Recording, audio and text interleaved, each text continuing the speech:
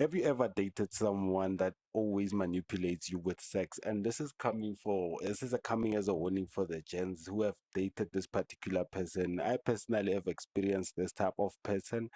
I've been like, yeah, well, as you date, you actually bump into these type of people that actually weaponize intimacy, that weaponize the bedroom dance, the bedroom boogie. Now, this lady over here is coming up to warn gents, and mind you, this is a lady who's giving out advice, especially for guys who mostly think with their, bottom brain, with their balls, and not thinking about their using their analytical mind to actually process, interaction. Maybe it's due to being desperate, or due to, lacking that intimacy. So we're gonna watch and listen to what she has to say about this topic. It's your boy Chloe Bang, and I'm back with another reaction video. Let's just check it out real quick. Away.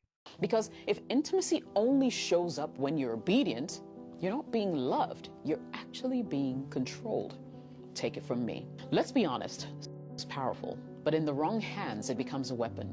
And some women use it to train you like a pet. Sit, stay, roll over, and maybe you'll get a little affection if you're behaving well enough. Have you ever met a guy that just acts like normal, but when their lady speaks or when their lady pulls up, their demeanor changes, their personality changes. That when the lady speaks, everything goes. And this guy, you ever wonder, man, what's wrong with men over here? Brag, what's really, really, really happening? Some call it, you know, showing love, or some call it, being an understanding, guy. And which makes sense, excuse me, which makes sense. If you love your lady, if you love your woman, you'll actually be that type of guy. But there are women who kind of take advantage, especially to the guy who often simps a lot when it comes to the hunt. We know that guy who always will do anything, and the women will take advantage of that, because some guys actually, are scared of losing a person or losing that intimacy, especially if the guy doesn't have that much game, the guy doesn't really experience that much. Weaponizing sex can be a thing that women would use against them, especially if that guy, craves that and doesn't get much of it. So, gents, you have to be careful when you are actually in a relationship, because these type of things, can really make you make decisions that sometimes are not even good for you. These are things that could actually affect how you move in life. Don't let the urge to have sex or yearn intimacy to a point where they use it against you, and it's a very, very powerful weapon. Like she said, it's a very, very dangerous weapon, and a lot of men underestimate the power of it. But we've seen what men can do. We've seen what men can actually, push themselves to do when craving that intimacy. So weaponizing it can be a very, very powerful tool that can make or break you as a man. This type of manipulation is subtle at first. In the beginning, the chemistry is wild. She can't keep her hands off you, but then suddenly she starts rationing it. You argue, she goes cold. You don't do something her way, she's just not in the mood. But when she wants something from you, she turns it on hard. This isn't about attraction anymore. It's about control through intimacy. And let me break it down. She starts treating physical affection like a transaction if you pay close attention. Now it's a transaction, which is true. The moment you start voicing your consent or not agreeing with that type or particular female in anything, she pulls away. And now your scared mind, your brain is going, oh no, I'm losing her, I'm losing the affection. What's next? You gonna obey. You're gonna obey.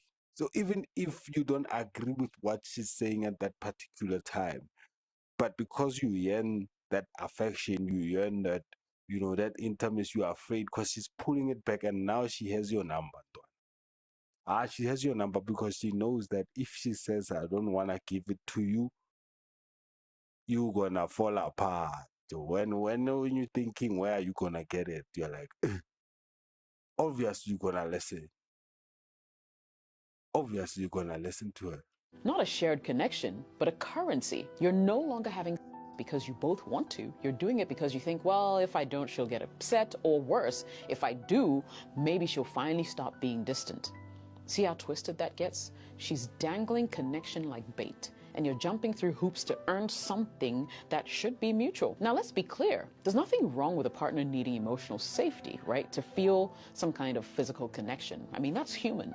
But when it becomes a punishment and reward system, you're not in a relationship, you're in emotional captivity.